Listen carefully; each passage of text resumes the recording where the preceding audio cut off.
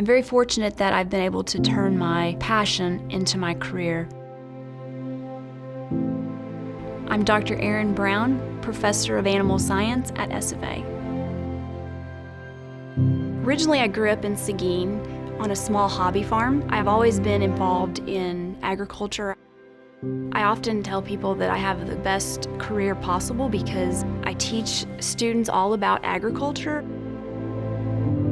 One of the things that we pride ourselves in is that we have a small classroom setting.